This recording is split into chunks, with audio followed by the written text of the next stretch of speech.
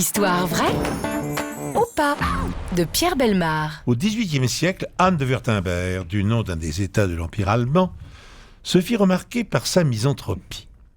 Fuyant la compagnie des hommes, elle s'entoura de chiens qu'elle aima jusqu'à la folie.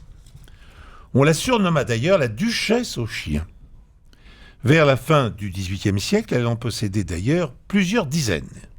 Et rien n'était trop beau pour eux. Quand un de ses amis mourait, Anne de Wurtemberg organisait des funérailles dignes d'un aristocrate. Elle faisait fabriquer un cercueil avec un grand luxe de détails pour y déposer le corps de son petit compagnon disparu et le faisait ensuite porter en grande pompe dans une superbe maison construite expressément pour l'occasion. Et personne ne devait pénétrer dans cette dernière demeure si ce n'était pour se recueillir sur la tombe de son animal de compagnie disparu. Pour que la cérémonie funèbre soit parfaite enfin, la duchesse de Wurtemberg engageait des pleureuses professionnelles pour accompagner le macabre convoi. Un jour, Anne trouva que l'une d'elles n'était pas suffisamment dans son rôle. Ses sanglots semblaient trop fins. La duchesse y vit alors un véritable affront à son égard, ainsi qu'à celui de son petit protégé reposant dans le cercueil. Son sang ne fit qu'un tour. Elle s'approcha avec précipitation de la pleureuse fautive, une longue aiguille à la main. Sans lui laisser le temps de comprendre ce qui lui arrivait, la princesse allemande lui transperça le corps en divers endroits avec son arme de fortune. Le sang gicla et la pauvre pleureuse s'effondra à terre. Les autres participantes redoublèrent alors d'affliction.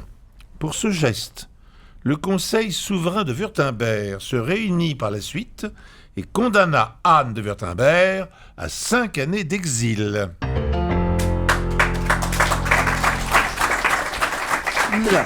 Ça faisait longtemps qu'on n'a pas eu les meurtres, tout ça, c'est bien.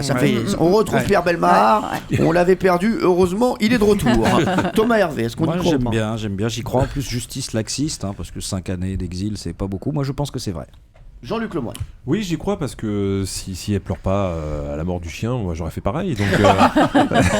Donc, non, plus sérieusement, je crois pas à tout. Je crois pas qu'elle ait été punie parce qu'en général, il n'y a pas de morale dans les histoires de Pierre. Alors, Valérie Benahim est d'accord avec Jean-Luc Lemoyne. Oui, parce que Thomas dit justice laxiste, pas du tout. Moi, je pense que comme étant une princesse, ils l'ont absolument pas condamnée. Ils l'ont absous totalement. Francis Huster.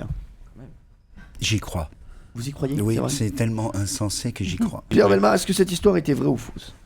Eh bien, vous n'avez pas cru que la duchesse de Wurtemberg soit condamnée de 5 ans de prison. Oui. Hein? Mais nous sommes en Allemagne et l'Empire allemand était très sévère pour ses souverains. Ah, c'était l'accent allemand, ça? C'était l'accent belge. C'était l'accent belge. C'est un accent bizarre. Ou chinois Parce aussi. que je croyais que c'était de total, Est-ce que je peux donner la réponse, s'il vous plaît? Oui, attendez, me donner une réponse aussi. Carte SIM, avec la carte SIM, j'ai la réponse. C'est ça, et un bonbon pour la carte. Eh bien, mon histoire était entièrement vraie. Elle a été condamnée à 5 ans.